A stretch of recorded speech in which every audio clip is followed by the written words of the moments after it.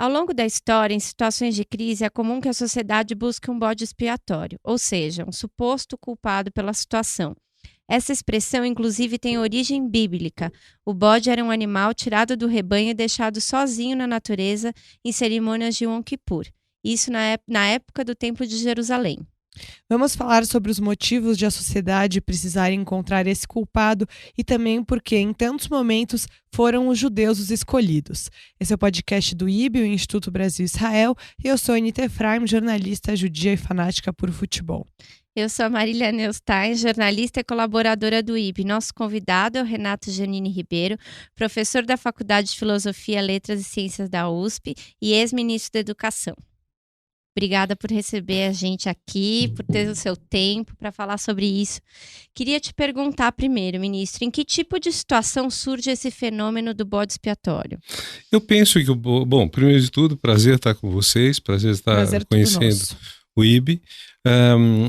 Penso que o ponto de partida é o seguinte: você tem situações de escassez. Quando você tem uma escassez, é uma disputa grande pelo pouco que existe, que é insuficiente para todo mundo. Durante milênios, o mundo foi assim, carecendo de comida para as pessoas subsistirem. Nessa disputa, existe, claro, o uso da força, mas existe também o uso de argumentos para dizer de quem que você deve tirar. Durante milênios, o que se fazia, tirava da outra tribo, do outro grupo, do outro reino. Você expoliava. O que acontece nos últimos séculos, em que, vamos dizer, não é tão fácil esse roubo, isso que a gente chamaria em outro tempo de roubo, constrói-se a imagem de alguém que é o inimigo, que é o culpado disso tudo, que durante todo um tempo foi o judeu. A situação do judeu qual é? Muito sumariamente. Vivem em guetos, são excluídos da sociedade, têm pouca cultura. Isso acontece até que os guetos começam a ser rompidos, o que no caso da Alemanha se dá por volta de 1800. E rapidamente esses judeus que eram tratados pelos autores da época como pessoas incultas se destacam pela cultura, pela competência, pela capacidade. E daí vai surgir também a ideia de que esse judeu, que antes era uma ameaça, entre aspas, religiosa, por serem supostamente os assassinos de Cristo, mas que não era uma ameaça econômica, política, de poder, esses judeus começam a competir e ter vantagens grandes. O caso de Mendelssohn, por exemplo, grande compositor musical, outros que vão se destacando. E daí, então, surge esse mito todo de que os judeus estariam manipulando as finanças, manipulando tudo e tirando, e seriam causa dos males que haveria no mundo, até com um absurdo que é associar o capitalismo e o comunismo, que teriam em comum os dois terem judeus como protagonistas. Mais perto de nós temos inúmeras versões dessa situação do bode expiatório. Eu gosto de pensar numa história muito triste que é da Iugoslávia. A Iugoslávia se fundou no final da Primeira Guerra Mundial, faz 100 anos e pouco, se fundou como a União dos Povos Eslavos do Sul. Então eram povos católicos, ortodoxos, muçulmanos, que escreviam uns com a escrita cirílica do russo, outros com a escrita latina, que é a que a gente usa, e que se uniram porque acharam que tinham em comum serem todos eles eslavos. E quando começa a crise da década de 1980, ou seja, não há suficiente para todo mundo, os ódios ressurgem. E se tornam ódios muito grandes. Então, para o croata, o sérvio é um vilão. Para o sérvio, o croata é um vilão. E começa esse tipo de coisa. Mesmo no caso da briga entre judeus e árabes, no caso de Israel e Palestina, tem gente que fala o ódio ancestral, multissecular entre judeus e árabes, isso nunca existiu. Quer dizer, convivência entre judeus e árabes foi muito melhor do que entre judeus e cristãos na Idade Média. Que o cristianismo era horroroso em relação aos judeus.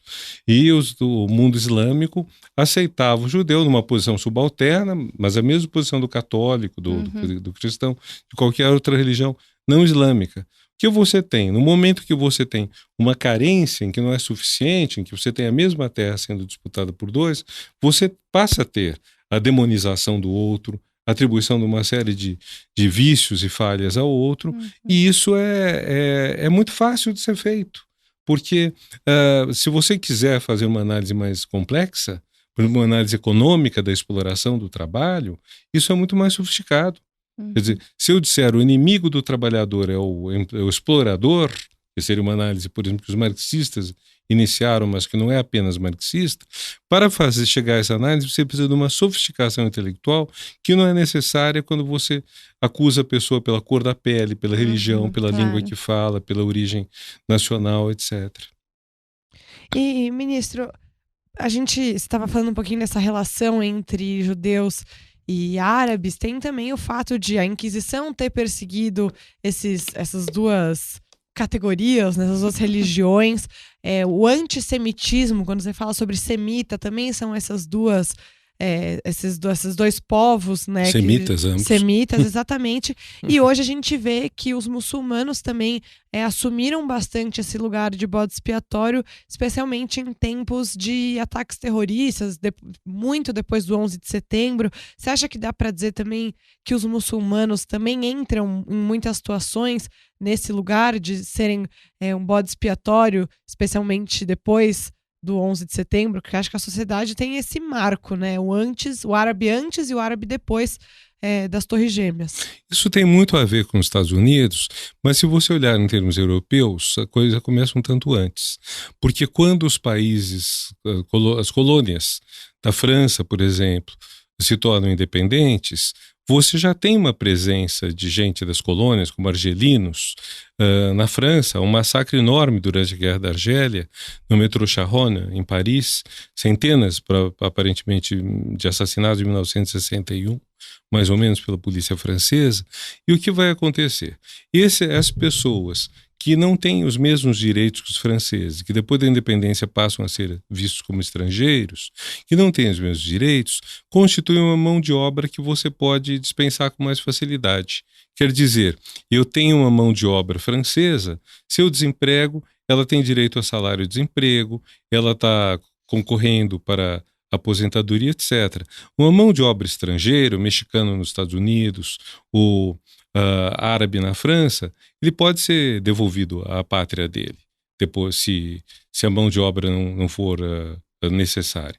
Claro que com o passar do tempo na Europa, eles começaram a trazer a família, trazer mulher, trazer filhos, deitaram raízes, o que cria toda uma complexidade enorme, porque você tem jovens que, por um lado, se acostumaram com uma série de valores franceses mais democráticos, mais liberais, e, por outro lado, se refugiam, às vezes, no extremismo, no fundamentalismo, quando eles se sentem discriminados negativamente. Então, é uma situação muito delicada que acontece. Agora, para a gente deixar claro que isso não é uma coisa de etnia ou de religião, alguns países em que isso é pior são os Emirados do Golfo Pérsico.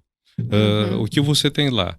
Você tem países como os Emirados Árabes, como o Catar, como a Arábia Saudita, nos quais a população nativa é relativamente pequena. Se não me engano, em Dubai, apenas 5% das pessoas que moram em Dubai têm a cidadania do Emirato. Os outros 95% são trabalhadores que vêm de fora.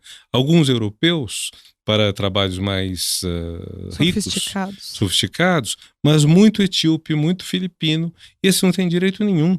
Lá nos Emirados, na hora que você perde o emprego, imediatamente o governo é informado e você tem 30 dias para deixar o país se não conseguir um novo emprego. Então, essa possibilidade de descartar a mão de obra adicional é gigantesca e ela cria problemas terríveis. Por isso que esses governos são um tanto sólidos, porque como eles arrecadam muito dinheiro do petróleo, que tem um custo muito baixo de produção pela renda que ele traz, eles podem não cobrar impostos, podem até pagar mesada aos cidadãos, que são uma minoria, e explorar de uma maneira muito cruel os trabalhadores importados, que é uma das discussões que ocorre sobre a Copa do Mundo no Catar. Ela está sendo construída por gente que está com condições de trabalho péssimas. Sim. E muitas vezes esses países não entram no rol, né? Porque muitos são aliados dos Estados Unidos, né? Ficam na geopolítica, parece que não, né? O caso da Arábia Saudita é um dos mais terríveis. É um país que pratica a crucificação, pratica a morte por apedrejamento, que decapita gente praticamente toda sexta-feira, que é o dia da prece, é o dia também das execuções. Picota jornalista, né? Mata jornalista. E corta jornalista em pedaços. Dá direito para as mulheres. Então é uma coisa terrível, né? Isso tudo. Por que você acha, professor, que a sociedade busca esse bode expiatório? Você estava falando, né? São razões um pouco quase que psíquicas também de... O ódio é mais fácil, né? Quando você tem uma sofisticação, educação, a sua reflexão vai criando barreiras um pouco, né? Vai construindo barreiras, né?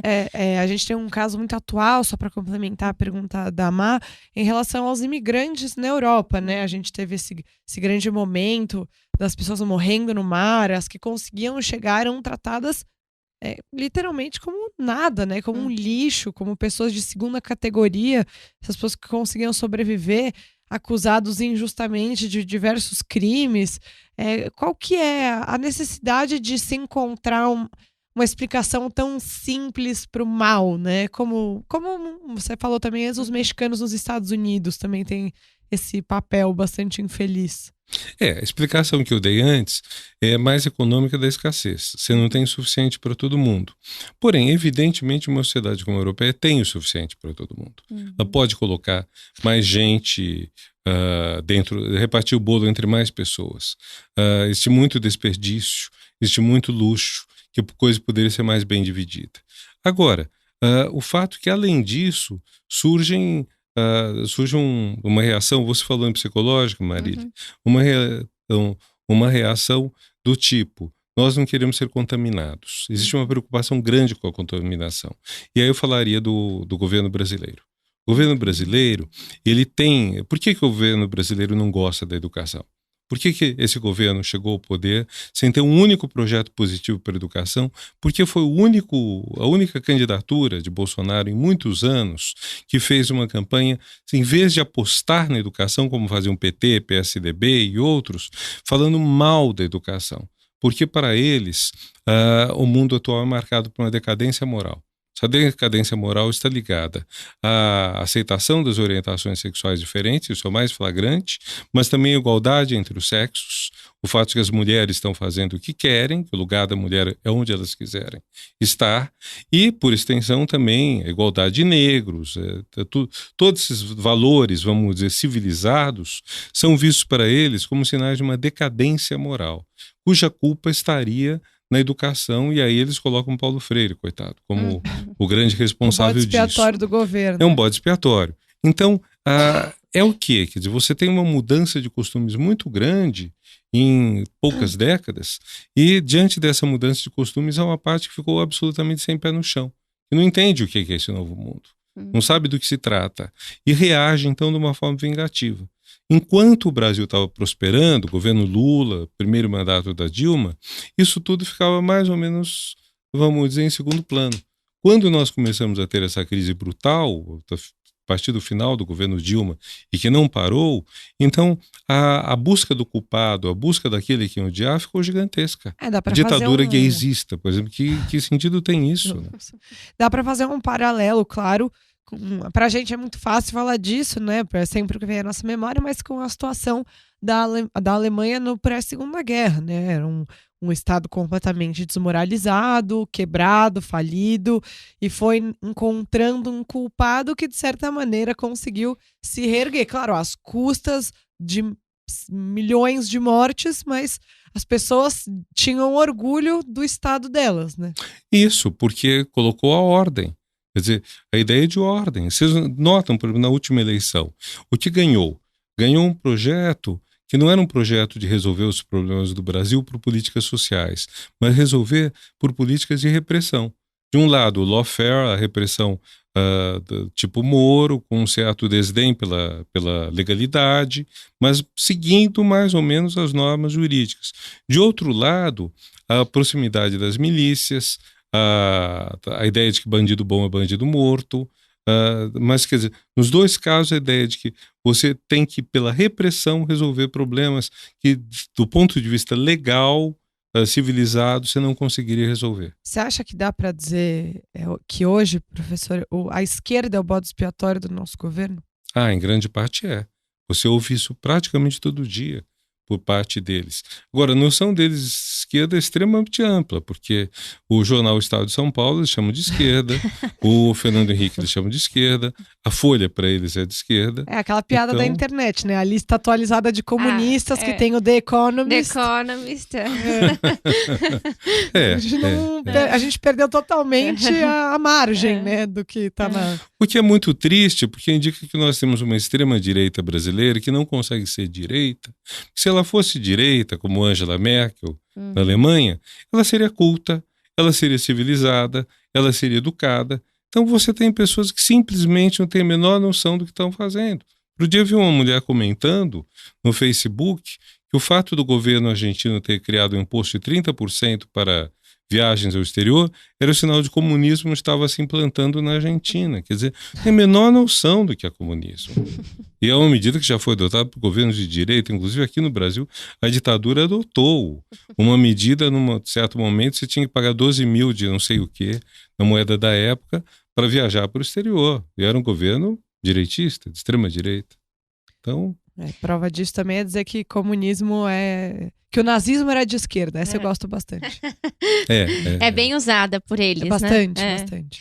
Uma das discussões que a gente passou falando de eleições foi a questão dos judeus que votam em Bolsonaro, né? Essa questão sempre veio à tona porque, enfim, parte da comunidade apoiou, parte não apoiou, desde a época da campanha. E começou a surgir essa ideia de que judeu não pode... votar no Bolsonaro, né? O que a princípio muitos concordam, muitos judeus falam realmente, judeu que é judeu não vota no Bolsonaro, mas a gente tem um colega aqui também do Instituto do IB que disse, bom, mas o que vocês estão querendo dizer com isso? Que campo de concentração, a escola de direitos humanos, que então o judeu deveria ter uma excelência moral por ter passado pelas dificuldades que passou, deveria ter saído melhor dessa. O que você acha disso, assim, desse tipo de conceito? É o que ele sempre fala, o Dani, né? A gente sempre fala dele, né? Mas eu e a Marília, a gente é muito fã dele. Tá muito citado. Exatamente, mas que as pessoas, elas não saíram melhores depois de Auschwitz, elas saíram piores. E que isso, às vezes, acaba criando esse senso de extrema proteção comunitária e que então qualquer coisa que pareça próxima, mesmo que seja uma mentira, né? Então assim, o Bolsonaro apoia muito Israel, apoia muito judeus, quando na verdade, se você entende um pouco mais de política, você sabe que a aproximação não é com a comunidade judaica, que é 0,01% da população, mas com os evangélicos, que já são metade da população, né? Um terço, talvez. Eu não diria que as pessoas saíram piores de Auschwitz. Eu acho que essas experiências extremas deveriam fazer a gente evitar juízo moral sobre as pessoas, porque quem sofreu tanto assim, até mesmo se cometer um crime, terá algum tipo de atenuante, vamos dizer, porque a pessoa sai muito mal, sai muito sofrida, muito enlouquecida, eventualmente. O que me parece, e acho que é difícil, como não judeu, opinar muito sobre isso, mas acho que um ou dois pontos. O primeiro ponto é o massacre de judeus não foi o único. Tem gente que diz a experiência do Holocausto, da Shoah foi única, não tem paralelo. Não, tem paralelo sim. No mesmo massacre também pegou muitos ciganos, pegou muitos eslavos, pegou muitas pessoas que eram consideradas de alguma forma raças perigosas. É muito interessante, embora horroroso, que um filme patrocinado pelo Goebbels associasse judeus e ratos. Havia a ideia de que judeus contaminavam. E acredito que a ideia presente nesse uso que a gente está fazendo da palavra bode expiatório é a ideia de que existe uma contaminação possível, de que nós temos um perigo diante de nós. E para isso é importante fazer uma diferença entre exército e polícia. Idealmente é o seguinte, um exército vai para a guerra. No caso da guerra, você mata e pergunta depois. No caso da polícia, ela tem que usar da arma somente em legítima defesa. O policial não pode ser o primeiro a atirar. Teoricamente. Ou teoricamente, legalmente, tudo. Tanto que o número de assassinatos, de pessoas mortas pela polícia em países civilizados é muito baixo. Agora, ou se quiser um paralelo entre biologia e cultura. Quando a gente tem uma doença, a gente toma uma série de remédios que exterminam toda a tua flora intestinal. Por exemplo, você está com um problema, extermina tudo, extermina o bom e o mal. Quer dizer, isso é um pouco, é o estado de guerra. A biologia é um pouco o estado de guerra. É a ideia de que existe a contaminação, o contágio, você tem que debelar isso de uma forma muito radical e depois você recompõe a flora intestinal, depois você faz isso tudo, mas nessa hora você procura praticamente o extermínio do outro. Ao passo que, quando você está lidando não em termos biológicos, mas em termos culturais, você tem que fazer a distinção muito claramente entre quem é o adversário, que não é seu inimigo, quem discorda de você, mas você vai ter que conviver. Nós temos eleições, alguém ganhou a eleição com 50 e poucos % dos votos, mas tem que conviver com 40 e tantos % que votaram contra e com várias dezenas de % que nem sequer foram votar. Então, quer dizer, nessa situação toda, você tem um mundo em que o paradigma, vamos dizer, da guerra, do extermínio, o paradigma da luta contra a doença grave que você tem que debelar com remédios poderosíssimos e que matam o agente de contágio e os outros, tratamento de câncer, é isso.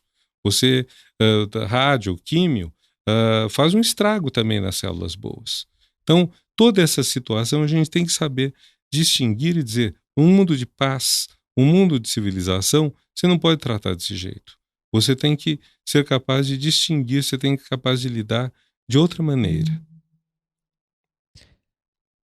Fica até difícil, né, falar mais depois disso, mas enfim. Não quis inibir ninguém. Não, mas é realmente... É muito louco você pensar o quanto as pessoas conseguem projetar a culpa nas outras de uma forma que tira a humanidade delas. Eu queria te perguntar sobre isso mesmo, professor. Você consegue ver isso? Que você tira a humanidade de alguém e mesmo assim não tem um sentimento de culpa. Por que será que as pessoas elas não se sentem culpadas de colocar as outras nessa categoria inferior, de tirar delas direitos, né? Então, a gente falou um pouco sobre os imigrantes na Europa. Eu sou europeia e aí veio essa pessoa e eu não sinto que ela é tão suficiente quanto eu para ter direito à educação, que lá é um direito 100% público e de qualidade, saúde, segurança. Por que eu posso tirar a humanidade dessa pessoa e tá tudo bem? Talvez a gente pudesse inverter um pouco isso, Anitta, e dizer, a humanidade é uma conquista recente. Você pensa, por exemplo, muitas tribos consideram que eles são... Quando você vai traduzir o nome que uma tribo dá a si própria, muitas vezes a melhor tradução é seres humanos. Há um filme bonito, antigo, com Dustin Hoffman, chamado Pequeno Grande Homem. Um belo filme, se vocês tiverem ocasião de ver, os ouvintes, vale a pena. E lá são Cheyennes, e os índios Cheyennes se autodenominam, o filme está em inglês, claro, human beings. Aquele ano seres humanos. Então, os outros, não existe um termo genérico para toda a humanidade, existe um termo que distingue os Cheyennes, ou tribos aqui também do Brasil, dos outros. Isso não quer dizer que você vai perseguir os outros, que vai exterminar, que vai botar em campo de concentração, mas quer dizer que ele não tem a mesma dignidade. Então, você construir a ideia de humanidade igual, é uma coisa muito, talvez século XVIII, iluminismo, com precedentes antes. Talvez as religiões, se a gente pega as 3 religiões do livro, né, judaísmo, cristianismo e islamismo, são 3 religiões que se dão em sequência. Agora, há uma grande diferença entre o judaísmo e as outras duas. O judaísmo não é uma religião de conversão, não é uma religião universal. Ele não... O que tem um lado muito positivo, quer dizer, isso significa que não vai tentar forçar as pessoas à conversão. Tem outro lado também que os outros ficam mais ou menos você não sabe bem o que eles são. Eles têm outros deuses, o que é. Agora, um ponto que o cristianismo traz é a ideia da universalidade. A ideia de que haveria valores universais para os seres humanos. Agora, isso vai emplacar mesmo com o iluminismo no século XVIII. E a partir daí que você começa a ter essa ideia que ainda vai ser muito lenta. Porque no século das luzes, mesmo dizendo todos os seres humanos são iguais, fica um pouco subentendidos todos os seres humanos que têm luzes. Então, aqueles que não têm luzes não são, talvez nunca possam ser, talvez possam vir a ter luzes. Então, se você tem um debate em 1500 e pouco, se os índios da América têm alma ou não, você vai ter um debate mais escondido, mais subjacente, no século XIX mesmo XX, perguntando se índio, se negro pode chegar ao mesmo nível que um ser humano branco, até mesmo judeu. Quer dizer, quando ocorre o fechamento dos guetos, a libertação dos guetos, por volta de 1800, há uma dúvida, será que os judeus vão chegar ao nível de cultura, digamos, do alemão médio? Porque hoje pode parecer muito paradoxal, porque o número de prêmio Nobel de tudo judeu é espantoso, né? Quer dizer, mas você ter havido essa ideia. Então, o que eu queria dizer é, a humanidade é uma conquista recente, é uma conquista muito moderna, muito contemporânea. Então, desumanizar o outro não é tão difícil. Porque nós temos ainda, quase que no nosso histórico recente, a ideia de que nós podemos desumanizar. Existem aqueles cuja humanidade para nós não é muito segura. Se você olha aqui no Brasil o preconceito mais forte contra negro, contra indígena, é a cor da pele. É o preconceito mais agressivo que existe. Até porque é um preconceito muito visível, né? E é um preconceito que recobre um pouco classe social. Preconceito contra a mulher pertence à mesma classe social que o homem. Preconceito contra o homossexual, nem sempre você sabe que a pessoa é homossexual. Negro e índio está na cara, pela cor da pele. Tanto que as políticas de inclusão social por cotas, elas pegam fenótipo e não genótipo, quer dizer, pegam a aparência e não a árvore genealógica da pessoa, que é o que é o fator de exclusão no Brasil. Então, o que você tem de pessoas que desconfiam que um negro ou um descendente indígena não seja capaz de ter as mesmas coisas que um branco é gigantesco. Eu terminei de ler recentemente o primeiro livro, né, que foi lançado do Laurentino Gomes, da trilogia Escravidão. Excelente. E eu acho que fala muito sobre isso para os nossos ouvintes que ainda não pegaram para ler. Eu recomendo fortemente ler esse livro, porque enquanto eu fazia perguntas sobre humanizar ou desumanizar os outros, eu só pensei nesse livro.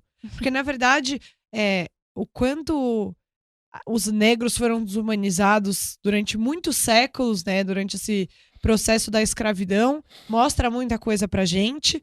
O quanto a Igreja Católica participou desse processo, né, porque os índios eles foram considerados com alma, porque eles viram um potencial de catequização.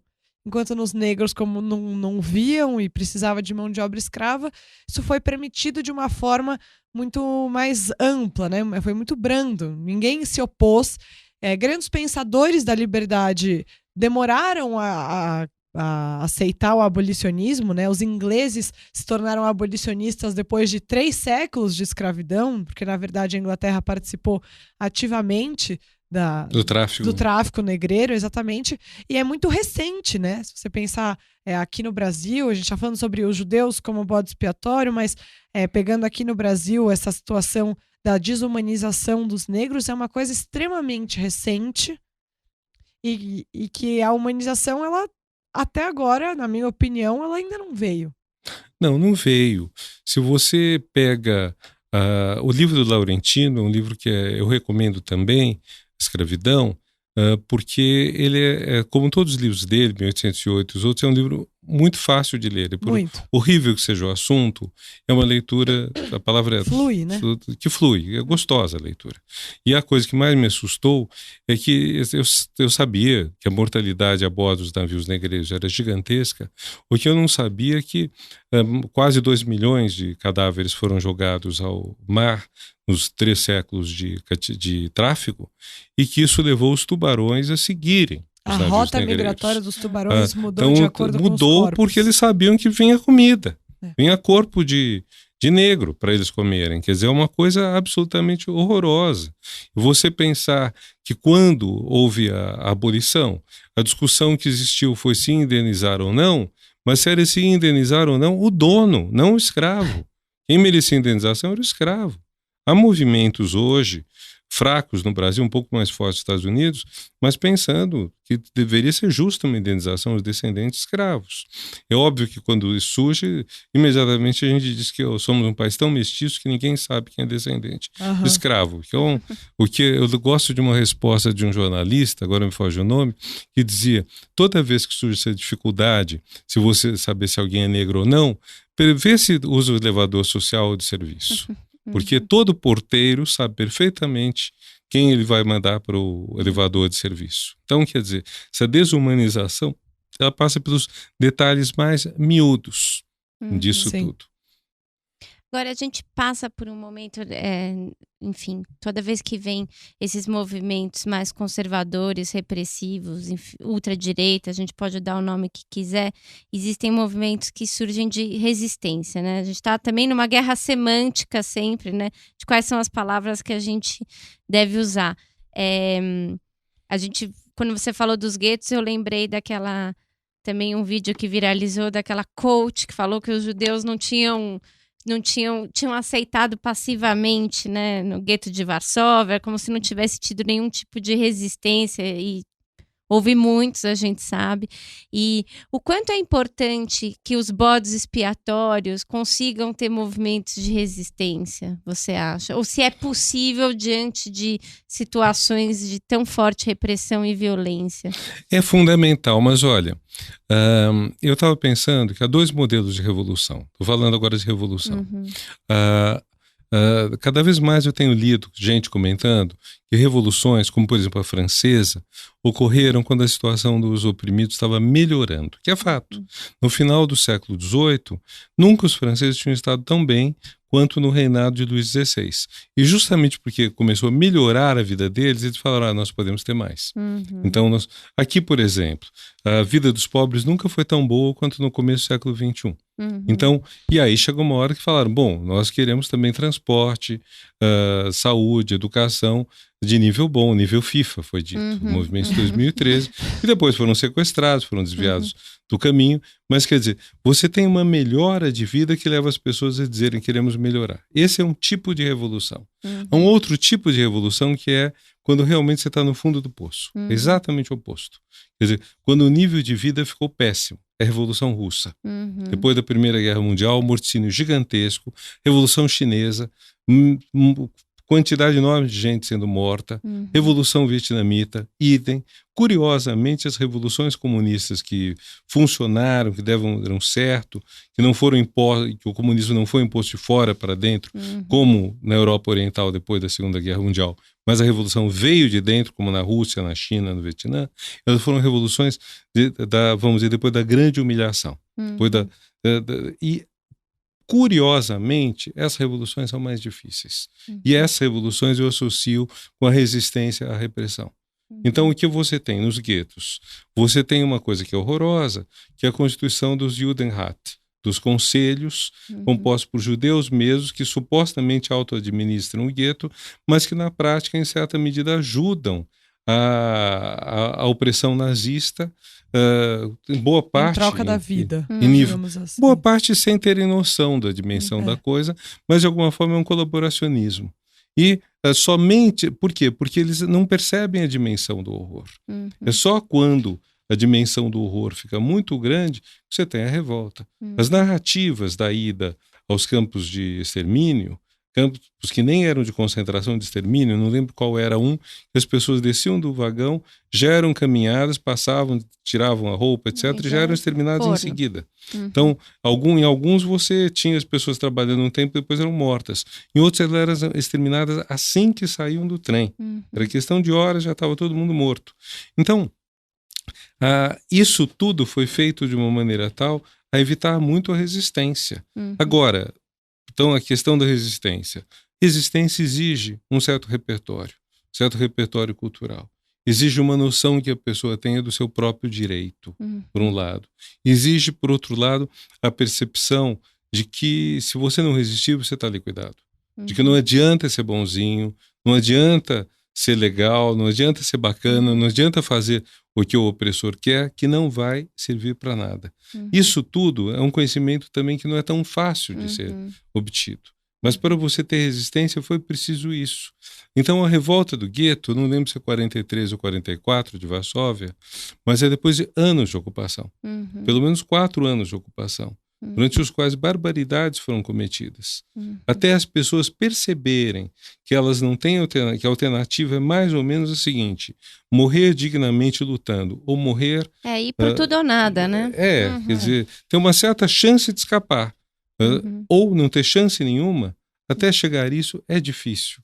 E esse é um ponto complicado se a gente faz o paralelo no Brasil.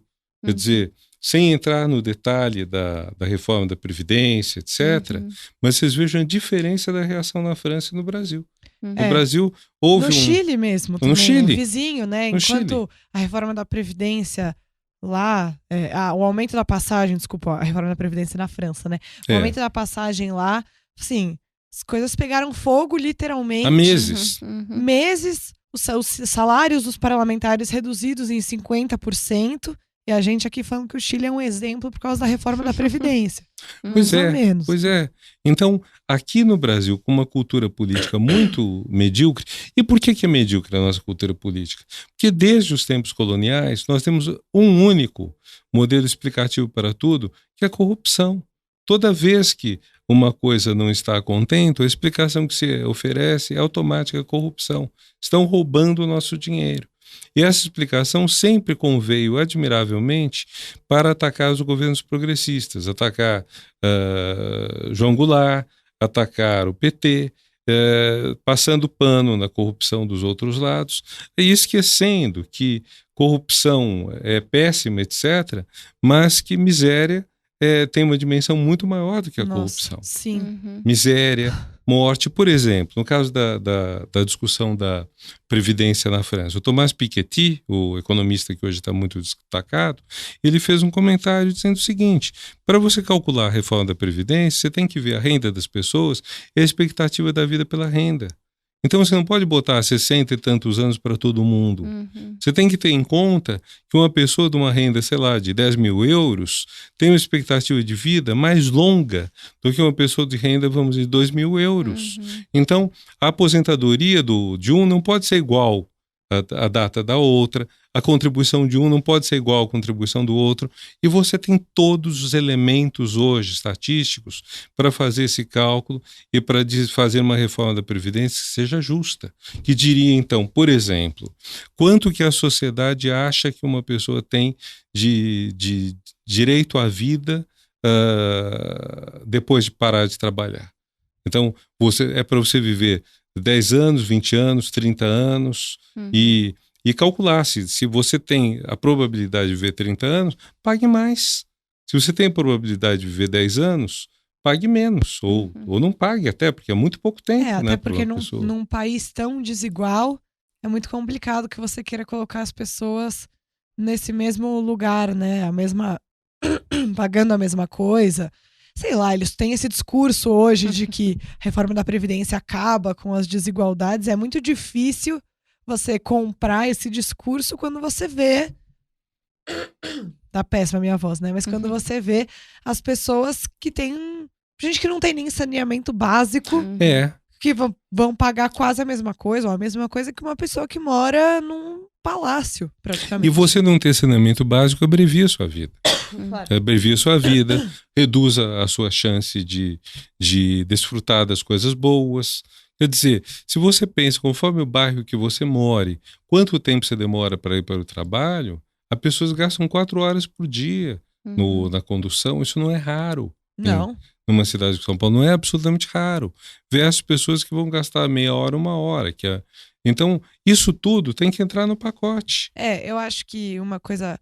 Acho que a gente já está indo para o fim, né, dessa nossa conversa inspiradora. Nossa, eu não sei nem que aula, né? Uma ideia da Marília, né? Sempre bom a gente falar. A gente faz uma produção conjunta no podcast. A Marília sugeriu o seu nome, professor. Eu acho que um grande prazer pra gente, mas queria falar um pouquinho para terminar dessa questão do Bolsa Família, por exemplo, né? Os projetos sociais foram colocados nesse papel de bode expiatório durante muito tempo de campanha. especialmente do atual governo, que hoje quer mudar o Bolsa Família, colocando essas pessoas miseráveis, que não têm basicamente como alimentar seus filhos. Dizendo que tem gente que vai ter filho para ganhar Bolsa Família, né? Exatamente. Faz um ano que o Bolsa Família completou 15 anos e eu fiz um especial sobre isso na rádio que eu trabalhava, na Rádio Globo.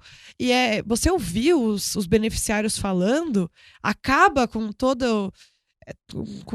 essa argumentação que é vazia, né? Então também você ter um bode expiatório também é você se esconder na ignorância, né? Na ignorância de verdade, você não saber as coisas, porque colocar a culpa de alguma coisa no Bolsa Família, que tem um valor baixíssimo pra gente que já não tem nada com o incentivo de ter filhos na escola, terrível. Eu vou emendar com a pergunta da Anitta, como ex-ministro da Educação, qual o papel da educação que você acha para a desconstrução desses bodes expiatórios?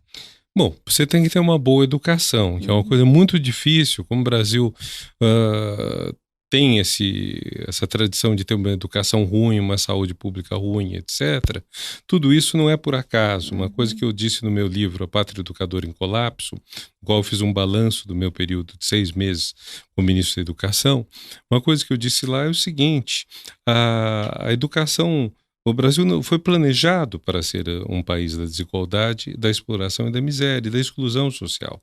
Então, quando você tem uma política nova, uma política que vai contra isso, e ela dá errado, não é bem que ela deu errado. Deu certo, mais uma vez, esse case de sucesso de exclusão social que é o Brasil. Foi bem planejado para isso ao longo de séculos. Então, funciona isso. O que acontece, por exemplo, quando você melhora a educação para os mais pobres? Acontece que você vai ter mais gente competindo por vagas. Nós temos uma elite econômica que não acredita na sua própria competência. Então ela tem que ter cotas para ela. Só que são cotas informais. A cota informal significa: eu não deixo o pobre concorrer. Eu não deixo entrar na faculdade de Direito, pisar na faculdade de Direito sem terno e gravata. Então, que era a tradição. Então eu já excluo o pobre. Eu não dou condições de alimentação para uma pessoa fazer faculdade. Então eu excluo o pobre. Em outras palavras, o que eu faço? Eu faço que aqueles competentes dentre os pobres não possam concorrer. Eu reduzo. Quer dizer, no fundo, você tem uma elite que não só não tem um projeto ambicioso de Brasil, como não tem não tem uma convicção do valor dela própria. Então, quando a nossa elite fala em mérito... Baixa autoestima, além de tudo, né?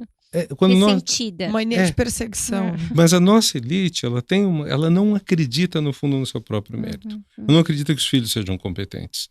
Ela pode falar o que quiser. Ela não acredita que os filhos sejam competentes, que eles possam ir, sei lá, para a Europa, Estados Unidos e competir. Então ela tem que fazer uma reserva de mercado gigantesco contra os pobres. Esse acho que é o pavor que você tem quando você introduz uma política de inclusão. Vou dar um exemplo muito simples. Se a gente decidir que metade dos cargos de direção vai ser de mulheres, quer dizer que os homens vão perder metade das posições. Simples assim. Então, quer dizer que para nós homens vai haver uma queda das posições que temos a ocupar. No ensino superior, o que fez o governo Lula? Ele expandiu as vagas do ensino superior federal de 100 mil para 230 mil e criou a política de cotas. Então, com isso, você passou a ter 115 mil vagas para cotistas, que, bom lembrar, não são negros e indígenas, são egressos de escola pública, gente que fez o ensino médio na escola pública. Então, dentro deles tem um subconjunto étnico, mas as cotas não são essencialmente raciais, são de escola pública, que era a ideia antiga do Cristóvão Buarque, que depois passou a falar mal do governo, mas omitia esse fato de que era uma ideia que ele sempre defendeu e que estava sendo aplicada. Só que quando passa de 100 mil para 230 mil, ninguém foi prejudicado. Antes você tinha 100 mil vagas para não cotistas, 100 mil vagas, quase todas para a elite. A elite continuou passou a ter 115 mil vagas e outras 115 mil para os outros. Foi uma política que dava para atender todo mundo.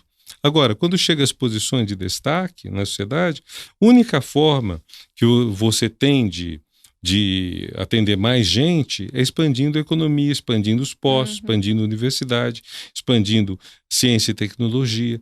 É a única forma. Aí você pode preencher com todo mundo. Mas é fato o seguinte: os mais medíocres dentre os mais ricos vão perder a parada para os mais competentes dentre os mais pobres, se esses tiverem chance. E esse é um medo que se tem. Por isso, até a Bolsa Família aparece para eles como ameaçadora. E a Bolsa Família é um exemplo de uma coisa fabulosa, que é a seguinte, não me alongando muito para a gente poder concluir. Tem um dado interessante que mostra a redução da miséria ao longo dos governos Lula e Dilma. Você tem uns 6% mais ou menos de miseráveis. Miséria significa você ganhar menos, ter uma renda insuficiente para manter suas condições de vida. Miséria significa morrer mais cedo. Então, 6% de miseráveis no Brasil, sendo que passavam uns 12%, que até 16 anos eram uns 12%. Quer dizer, o maior número de miseráveis era entre os mais novos. Diminuía isso em torno dos 16 anos, porque é quando o filho ou começava a trabalhar ou a mãe voltava ao mercado de trabalho. Aí diminuía e você tinha uma faixa de 6%. No governo Dilma, tinha chegado a 1,5%, uma faixa única para todo mundo, subindo levemente de 1 para 1,5% aos 60 anos. Então, que é o mais difícil de você tirar, quando você chega a 1%, é muito difícil tirar. Você tem gente que está morando muito mal, que tem condições muito ruins. Só para ter ideia, um projeto que eu achava lindo, o projeto de busca ativa de pessoas com miopia. Não sei se vocês têm noção, mas muita gente não sabe que é míope. Eu descobri que era míope aos 10 anos. Minha professora do grupo começou a achar estranho que eu ficava de olho fechado, olhando, tentando ler o que estava no quadro negro, e ela sugeriu que procurasse um oculista. Então eu, classe média, só aos 10 anos descobri que era míope. Quantas não são as pessoas pobres que enxergam mal e que nunca tiveram chance de saber que isso pode ser resolvido com óculos? Então, isso da busca ativa, de você descobrir esses problemas. Outra coisa belíssima que um professor da Unifesp, o Maurício Ganância, fez é a questão da labirintite. Pessoa com labirintite se torna um excluído social. Você começa a cair na rua. Então, o que você faz? Tem uns exercícios banalíssimos, inclusive tem coisas mais complexas, mas tem um exercício, uma fisioterapia que a pessoa faz sozinha com o rosto, e que reduz a labirintite, a pessoa volta a sair para a rua. Então, você tem inúmeras formas de exclusão social, você tem inúmeras políticas para promover a inclusão. Agora, o problema que a inclusão traz é que você tem mais gente competindo. E aí o que nós temos? Nós temos uma elite que tem medo da concorrência, tem medo da competição, tem medo do mérito. E tem medo de... Então ela prefere excluir a pessoa pela labirintite, pela miopia, pela pobreza, pela falta de oportunidade, pela distância enorme para chegar no lugar de trabalho, pronto. E isso tudo que a gente tem que reverter, que fazer, que mostrar que a única forma de resolver problemas sociais é por políticas sociais, não é pela repressão. Não é matando o jovem negro. Achando culpados, né? Culpados até tem, mas não é assim... Normalmente não são eles, os bodes expiatórios, no caso. Não é pegando os bodes expiatórios, não é pegando jovem pobre, não é pensando que... Não é ampliando a prisão. Nós tínhamos 100 mil presos em 1985, temos quase 800 mil, 30 e poucos anos depois. Isso custa uma fortuna. E é uma escola do crime. Então não adianta prender mais gente. Tem que resolver isso de outro jeito. É isso mesmo. Obrigada, professor. Eu que agradeço a oportunidade. Que aula. Tô até emocionada aqui, dei uma segurada para não chorar, vou assumir. Fiquei emocionada. Bom, eu que agradeço a vocês e também aos ouvintes.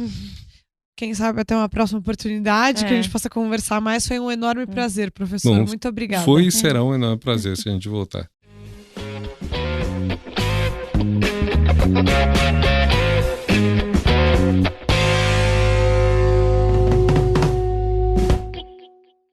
Obrigada. Obrigado também.